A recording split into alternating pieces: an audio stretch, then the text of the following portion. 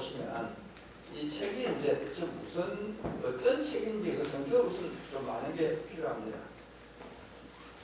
책 다 가져왔습니다. 책 없네요. 벌써 수개월 자리에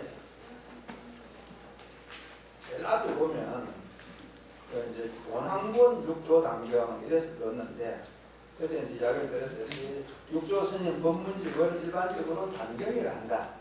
근데 이제 어제 우리가 그 소개를 들었던 거는 법보 단경하는 책을 소개를 들었고, 그거는 그 스님이 번역하면서 단경 제목을 법보 단경이라고 했는데, 이 단경이라는 표현은 공통적으로 들어가지만 6조 스님은 이 단경에 대한 설명은 책마다 좀 다릅니다. 그런 중에 이제 여기서는 돈한권 6조 단경 이래 해놨는데 이게 무슨 책이냐, 무슨 성격을 좀 아는 게 필요해서 제가 여기 프린트를 해놨어요. 또 보면 이제 책에 대한 설명으로 돈한권이라는 말도 있고, 또 대승사권 6조 단경, 흥선사권 6조 단경, 득이권 6조 단경, 종보권 6조 단경, 이렇게 같은 6조 단경이라는 말을 하는데도 무슨 권 무슨 권 하는 이 책이 여러 종류가 있다. 왜 전부 다 몇 종류냐? 현재 우리나라에 쓰고 있는 시중에 있는 책을 다 하면 그 14종째가 써놨는데, 현재 책방에 가보면 6조 단경이 있다, 법보 단경이다 이래 해서 이 단경에 대해서 설명하고 있는 게 전부 14종이 포함되어 있어요. 근데 이제 특히할 게 이제 특히 그 중에서 중요한 게 오늘 또 우리가 앞으로 보려고 하는 이 6조 돈한권 하는 게 굉장히 중요하고, 그 위에 이제 흥성사본, 대성사본 하는 거는 어떤 거냐면 그 밑에 제가 설명해 놓은 건데, 이제 이 돈한권이라 하는 거는 아마 편집되기를 한 790년, 800년 될 그 당시에 이 책이 지금같이 이렇게 편집이 됐다 하더니 그래 봅니다. 그 시기를 치면 우리나라 기준을 해보면은 석굴암에 건립된 시기가 한 750년쯤 되거든요. 그래 6조 스님 그 살아계신 연대를 치면 한 710년쯤이 살아계실 때니까 돌아가시고 나서 약 100년 후에 책으로 정리가 된 게 지금 보는 이 돈한권 책입니다. 그 중간에 이제 한 750년쯤 돼서 우리나라는 그런 석굴암이 창건이 됐고, 그 다음에 이제 한 50년, 약 800년 될 때에 지금 보는 이런 돈한권 하는 이 책이 이제 그래 정리가 되었다 하는 게 이 돈한권 책입니다. 같은 단경 중에서는 가장 오래됐다는 책이죠, 이 책이. 그리고 이제 흥선사본 하는 거는 교도에 가면 흥선사라는 절에 이제 보관되어 있던 원고라서 그거는 흥선사본이라고 합니다.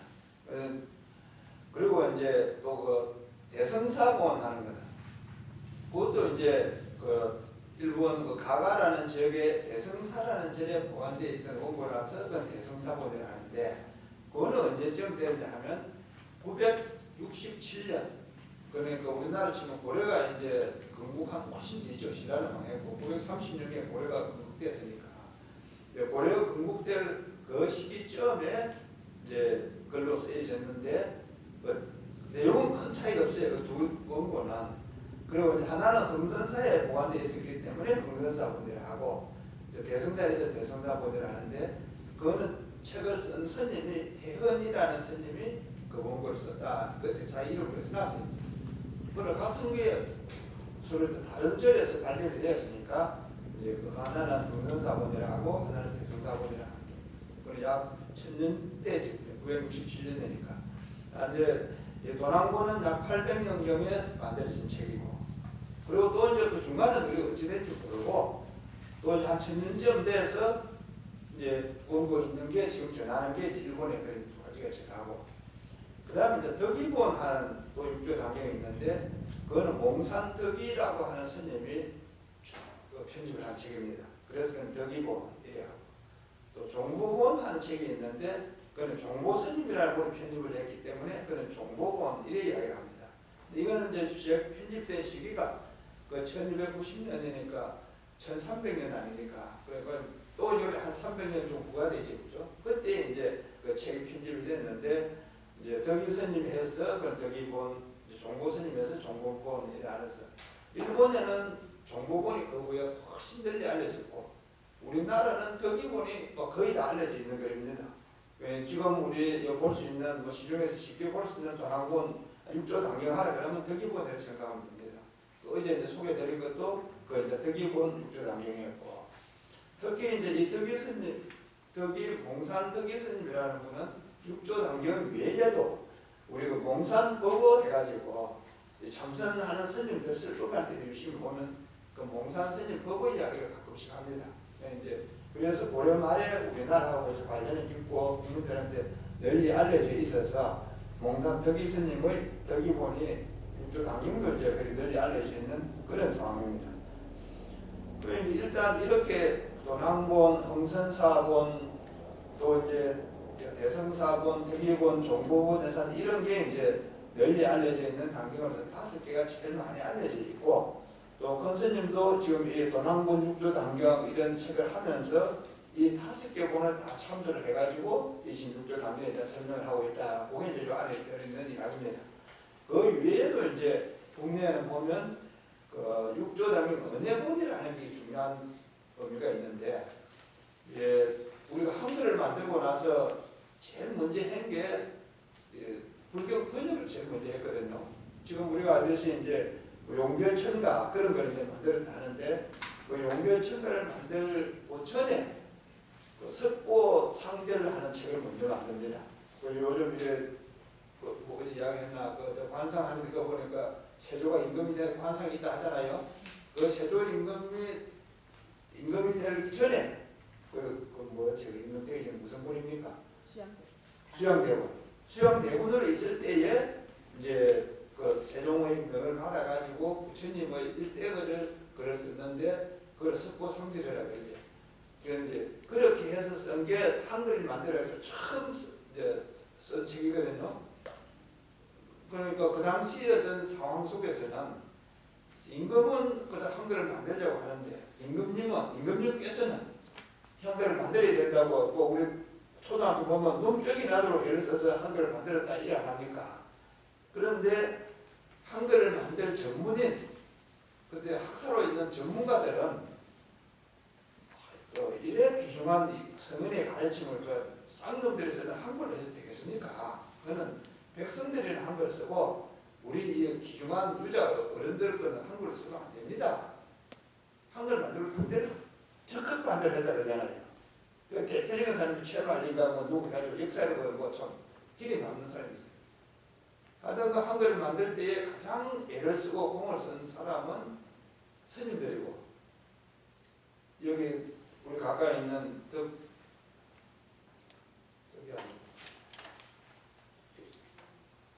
무슨 절이고 저를 좀 기억이 안 나. 잊어버려요. 하여튼 그 당시에 가장 애를 쓴 사람들은 스님들이고, 그렇게 해서 만들어낸 한글을 가지고 임금님이 그러면 이 글을 썼으니 이걸 한번 번역을 해보고 사용을 해보자. 이러니까 유학자들이나 관료들은 다 반대를 했고, 그런 중에 이제 할 수 있는 방안이 그러면 뭐 불교를 해보자. 스님들은 오케이 잘 됐다. 이래가지고 시작한 게 이제 불교 번역이에요. 그러다 보니까 이제 지금 나가고 있는 불교 이 책들이 이제 그때 많이 번역이 되는데, 그 중에는 이 그 6조 단경이 포함되어 있어요. 그 번역한 중에. 이제 세조가 임금이 되어서는 그 번역하는 기구를 따로 만들어가지고 간경농합이라는 기구를 따로 만들었다 하는데, 이건 이제 그 세조가 임금이 되기 전에 이미 이제 번역을 시작했고, 간경동합이 만들어져서 이제 6조 단경을 번역을 하게 되거든요. 이제 그런 점에서 그 당시에 있었던 책들을 다 은혜본이라고 합니다.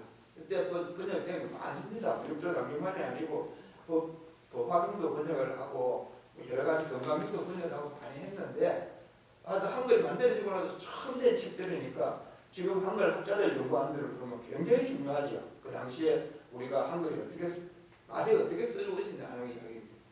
오늘날 이 유심히 보면 한자를 지금 더 써야 된대요.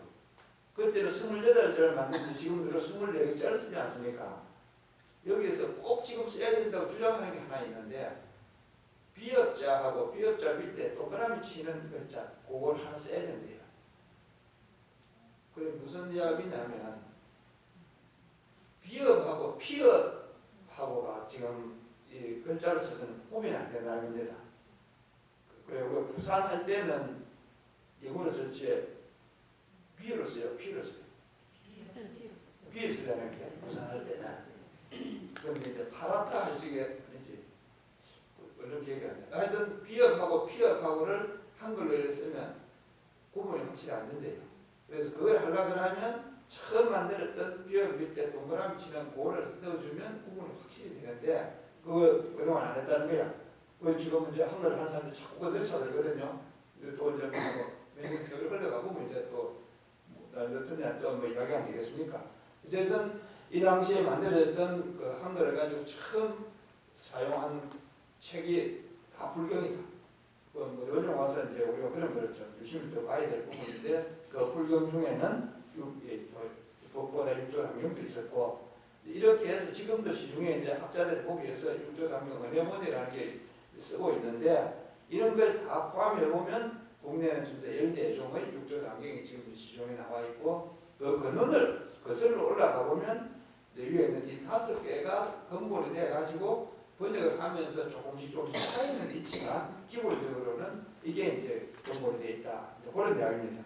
여기 이제 우리가 돈한권 6조 당경하는 것은 이렇게 5개 나와 있는 중에서도 가장 오래된 게 이 돈한권이다 하는 거고 이렇게 우리말로 해서 많이 정말 연구를 많이 해서 있는 거는 이 책이 처음입니다. 지금 돈한권 6조 당경 이 책이에요. 근데 이거 이제 돈한권 6조 당경하는 부분에는 뒤에 이제 설명을 제가 조금 해뒀는데 우리 계시는 분 중에 도남에 갔다 온 분 있어요? 아무도 도남에 안 갔다 왔습니까? 언제 참 이래 가보면 참 좋을 텐데. 이거 이제 그 소개하는 거 보면 뭐 도남 그 가가지고 정치보건 이야기도 하고 또 섣불에 들어가서 무침 참여한 이야기도 하고 그래 했잖아요. 그런 중에 이제 그 한 굴에는 그건 다 숯불이 그 고래가 돼 있는 걸 숯불이니까 그 속에 한 굴에 1910년대 정확한 기회는 지금 좀 확인을 못해요. 하여튼 1910년대에 이제 그 우연히 한 굴을 발견을 했어요. 그래서 상당히 늦게 발견됐죠. 같은 도난굴 중에서도. 그렇게 이제 그 발견을 하고 보니까 그 굴 속에서는 책만 소록이 있었다는 거예요. 지금 우리가 보는 이 굴들은 다 부처님 있는 것만 하잖아요. 그림 있고. 그런데 그 중에 한 굴에는 책만 소록이 있어가지고 그 책을 영국과 독일, 프랑스 이래 세 나라에서 다 나누어 가져갔어요. 제일 많이 가져가서 프랑스를 제일 많이 가져가요. 그런데 그 책의 중에 조사를 해보니까 6조 당경이 있더라는 거예요. 그래 1910년대 이전에는 이 책을 모르고 오래됐다는 게 이제 대성사본, 흥선사본 하는 저 책들만 알았고 이제 모르고 있었는데 1910년대에 이제 이 당경이 발견됨으로 해서 그 후부터는 이제 이 도난권 6조 당경이다. 이렇게 세상 사람들이 알려진 거예요. 그걸 가지고 이제 그 전에 있던 책들 좀 비교를 이제 할 수가 있잖아요. 이렇게 비교를 해보면 이제 세월이 흘러오면서 아까 이제 보았듯이 도난권이 그러면 언제쯤 씌어지냐 하면 약 800년대에 들면서 씌어졌고 흥선사나 대성사본 이런 거는 1000년에 들면서 씌어졌으니까 그 사이가 약 200년간 되는데 그 중간에는 뭐 어떤 일이 있었는지 뭐 우리는 지금은 뭐 이 책에 대해서는 모르고 단지 중국이 이제 당나라가 망하고 고대가 성립되고 이런 어떤 정치적으로 굉장히 변화를 겪으면서 중국 안에서는 이 책이 싹 없어졌고 우리나라도 뭐 통일하고 삼국 통일 끝나고 뭐 고려를 하고 뭐 이래서 책들이 싹 없어지고 그렇게 남아있는 건 저 섬나라 어떻게 그것도 교토니까 근데 그 당시로 쳐서는 뭐 저기로서는 그 시장이 서울이죠. 하여튼 교토 그 섬에 가서 절에 어떻게 남아있었다는 거예요. 근데 그래 같은 책이니까 그럼 도난권하고 비교를 해보면 글자가 덜한 것도 있고 뭐 더한 것도 있고 틀린 것도 있고 이렇지 않겠습니까? 그전에는 우리 흥선사본이나 대성사본 이게 항상 기준이었는데 이제 도난문이 나오고 나서부터는 이 책이 더 기준이 돼가지고 그 전에 있던 걸 서로 비교도 하고 또 이 책이 기준을 하지만 여기도 그럼 뭔가 하면서 또 뭐 실수가 있을 테니까 뜻을 이제 지금 지나고 있는 걸 기준으로 해가지고 뜻을 바로잡기도 하고 이런 작업들이 이제 학자들 간에도 있고 스님들 간에도 쭉 있었는데 지금 우리가 보는 이 도난권 6조 당경 성철 스님 지음이다 하는 거는 이제 그런 작업들을 성철 선생님이 다 하셨다는 거예요. 이 책 속에서. 그래 대성사본, 흥선사본, 덕이본, 종보본 하는 이런 걸 다 참고를 해가지고 기본은 도난본이고 참고를 해가지고 이제 거리 뭐 어떻게 보면 잘못된 것도 있고 이런 거 아닙니까? 그런 걸 다 바로 잡은 책이 이 책이다. 그게 이제 이 책의 그 특징이고 또 우리가 이 책을 보는 때 이해를 해야 될 부분입니다. 그러고 이제 한 장을 넘어가 봅시다. 앞부분까지는 그렇게 이야기를 드리고. 그러고 보면 이제 이 책머리에 해가지고 이 책을 왜 이런 일을 했느냐, 거기에 대한 이제 큰 스님 말씀이 계시는데, 여기 핵심은 이 도난권 책을 보면 오직 돈노라고 하는 그 돈법이라고 하는 걸 주장하고 있다. 이 책에서는. 그런데 현재 우리 한국 불교에서는 돈법에 대한 이해를 잘 못하고 점수라는 이야기를 자꾸 하는데, 그건 이 선종에서 깨달음이라고 하는 데서 보면 맞지 않다. 그 깨달음이라고 하는 게 불교의 근본이니까. 어제도 이야기 안 했습니다. 그냥 우리의 본성을 깨닫는다는 게 불교의 근본인데 그 원리가 뭐냐, 어떻게 가능하냐, 이런 걸 해보면 여러 주장들이 다르다. 그런 중에 이 선이라고 하는 데에서 주장하는 건 뭐냐, 그건 돈법이라고, 돈으라고 한 법이라는 이게 주장이다. 그 주장은 이 육조 단계에서 그렇게 결론이 나와 있는데, 우리 주변에 보면 자꾸 정오를 하고 점수를 해야 된다고 이야기를 하는데, 스님이 보기에는 그거는 선쪽에서 이야기하는 게 아니고, 막 공부 좀 배워가지고 한다는 그런 교종에서는 그 이야기가 타당하지만 선종에서 이야기하는 것은 그건 아니다. 그 이야기를 하려는 게 이 책의 근본, 이제 스님의 취지는 그런 이야기다. 그게 앞에서 이야기하고 있는 핵심입니다. 그 뒤에 있는 거 집에 가서 있는 그 이야기를 잘 읽어보시고, 그리고 이제 제일 끝에 불기 2531년 그래서 놨는데, 그게 언제냐 그러면 1987년입니다. 그 시기적으로 치면. 그래서 스님 계실 때 이제 1987년이니까 지금부터 뭐 20년도 더 됐죠. 1987년. 그때에 이제 이 원고를 만들어가지고 출판을 한 시기입니다. 정심사 언제쯤 이게 창간했습니까? 86년. 그렇죠. 정심사 창간하니까 전에 이게 이 책이 나온 게. 그래 이제 그 다음 바로 다음 해입니다. 86년에 우리는 이 절이 창간된 시기인 것쯤이 되고, 그 이제 이 책은 정심사에 창간된 그 바로 다음에 출간됐다. 저도 정심사에 있는 신도분들이 다 기억을 해주십시오. 이 책보다 더 먼저 썼다. 스님 책들이 저서가 한 10여 권 있는데 그 중에 가장 늦게 출판된 책이 이 책입니다. 다른 책들은 이미 원고가 다 돼 있었고 출판만 있었을 뿐인데, 이 책 원고 자체가 이때 준비돼가지고 이제 출판돼서 스님 책들 추종은 실질적으로는 이 책이 제일 늦게 출판됐으니까 뭐 마지막 저서다 그렇게 생각하면 되죠. 그 다음에 이제 한 장을 넘기면 일러두기 하는 게 있는데, 이런 책들을 볼 때에 요 일러두기 하는 게 이걸 잘 보셔야 됩니다. 그래 이 한해 이런 책을 읽는 데에 이 가이드라인이거든요. 그래서 이 책에서는 이런 것을 유념을 해서 책을 출판했다 그렇기 때문에 그래 결국 지도라는 거지. 이게 뭐 우리 그 지도가 아니고 땅에 우리가 운전해 갈 때 그 길에 있는 뭐 자동차 그 뭡니까 안내판 하나 있잖아요. 길에 다니다 보는 거, 그걸 요약해놓은 거. 안내판을 보는 방법을 이야기하는 거예요. 이걸 그러니까 지도를 볼 때 법내 이래서는 그런 게 해당되는 거예요. 그래서 일러두기 하는 이게 정말 중요한 건데, 이 일러두기라는 말은 우리 정심사를 올백년 하면서 책 출판하면서 만드는 말이에요. 다른 데는 이 일러두기를 안 나세요. 다 보면 법내 이래서 나거든요. 한문으로. 이제 일러두기 나서니까 법내라는 말보다는 또 개념이 빠르잖아요. 좀 우리 한글화된 말이죠. 하여튼 일러두기 한 이 말에 이제 그 내용이 어떤 거냐 하면, 이 책을 읽을 때는 이런 것을 그 염두에 두고 읽어야 된다. 그래 비유를 하자 그러면 지도책을 볼 때 지도의 법내에서는 그런 게 일러두기인데, 그 제일 마지막 부분에 있는 게 중요합니다. 독자의 이해를 돕기 위해서 임의로 제목을 붙이고 단락을 나누었다. 그 뒤에 이제 책을 보면 차례 제1편 단경지침, 제2편 도남군 당경 편역 요까지가 이제 이 책의 내용이거든요.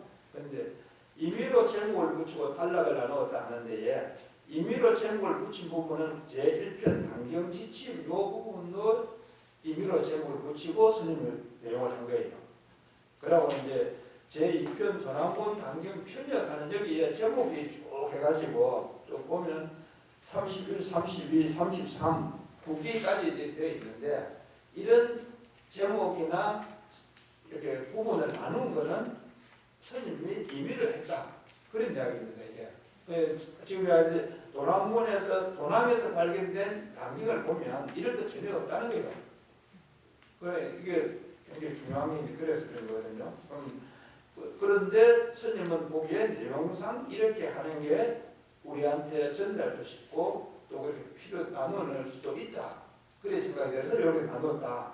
그래서 내용 전체로 치면 33개 부분으로 나누어서 이제 파트를 33개로 나누었고 특히 당경 지침하는 제1편 이거는 전체적으로 이거는 도남군 당경이 없습니다. 이 부분은 그래서 스님께서 보시기에 이렇게 33편으로 다 나눌 수 있는데 그 중에 요 8개, 저 앞에 있는 8개거든요. 도남군 당경 지침하는 게 8개 항으로서 요약을 할 수 있겠다. 요 33개로 나눠질 수 있는 항은 그 8개 항 요것이 요약이 될 수 있는 부분이다. 이래 보셨기 때문에 당경 지침이라 해서 8개 항을 앞에 나눠놨어요. 앞에 머리말 하는 것 다 치면 9개라고 할 수 있죠. 요 당경 지침만. 이거는 그러니까 원래 도남군에는 없는 이야기다. 요 이제 그런 이야기를 하고 있습니다. 우리가 이 책을 볼 때에 또 일러두기, 법내에 사는 이런 걸 이제 열심히 보면 이제 지금 이야기하는 이런 것들을 알아보고 이제 책을 봐야 그 이해를 좀 더 제대로 하는 거죠. 그리고 이제 제일 끝에 부록으로 도남군 당경에 하는 그게 대체 그럼 어찌 생겼냐? 그래 하면 이제 한번 보십시오. 제일 뒤에 그쪽 그냥 세로로 해가지고 이렇게 써 있는 게 이제 그 도남에서 나온 석굴에서 처음 발견된 그걸 지금 가지고 있는 게 그렇고 그리고 이런 상태로 지금 촬영을 해놓으면 이렇지 원래 처음 왔을 때는 뭐 이렇게 깨끗하지 않았죠. 이제 글자가 많이 흩어진 것도 있고 잘 안 보이는 것도 있는데 그러면 학자들이 다 손을 봐가지고 프린트를 해놓으니까 이렇게 이제 우리가 글자를 꼭 읽을 수 있도록 이렇게 되어 있는 거예요. 이게 이제 아주 영인본을 들었고 그 다음에 이제 그 차례 해가지고 이제 보면 1려2기까지 하고 이제 도남군 당경 지침하는 데에서 이제 머릿말하고 8개 항이 있는데 이번 강의 중에는 요 8개 항까지 도남군 당경 지침까지 하는 걸로 그 이제 범위를 잡고 지금 준비를 하고 있습니다. 그 다음에 이제 그 넘어가 봅시다. 가면은 지침 편력 사면 뭐 제목 있는 거 이제 그 집에 가서 한번 보시고 그 다음에 이제 17조 거기 보면 이제 머릿말 해가지고 당경에 대한 이제 설명을 스님이 하고 계시거든요.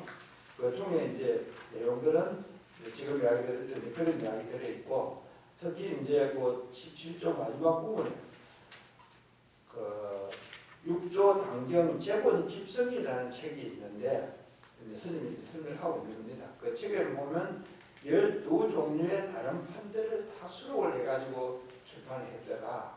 그래, 이건 일본에서 나온 책인데 거기서 이제 그다음 지금까지 전하고 있는 책들 아까 이제 무슨 본 이렇게 하여 있잖아요, 그죠?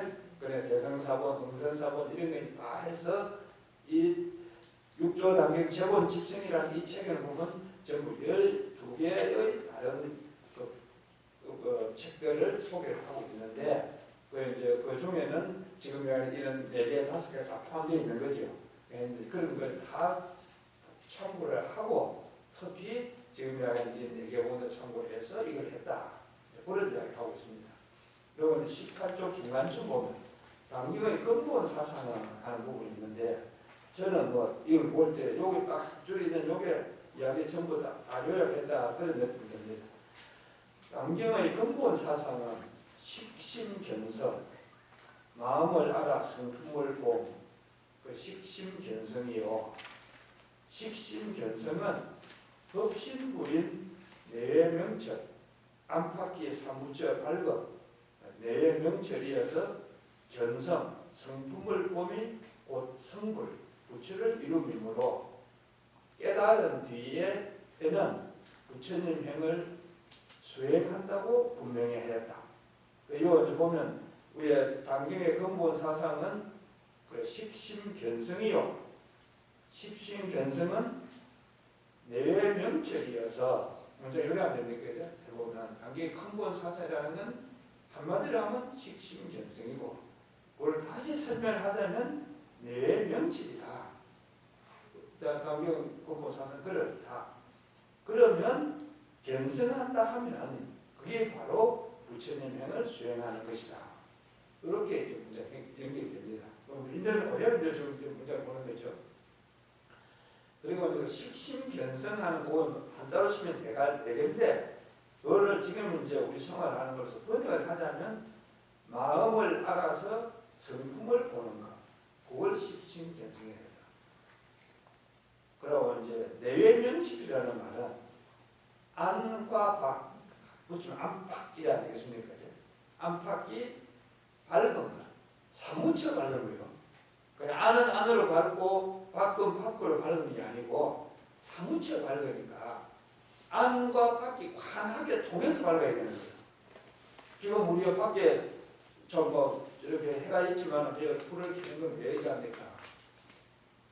통해서 밝지 않으니까 여기다 불을 켜는 거 아닙니까?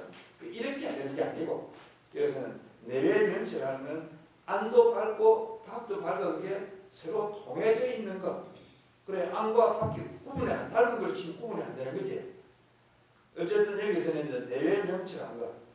그건 한마 그 위에서는 자기의 마음을 알아서 성품을 보는 것이 근본이고, 그것은 안과 밖이 서로 사무쳐서 밝은 것을 이야기한다.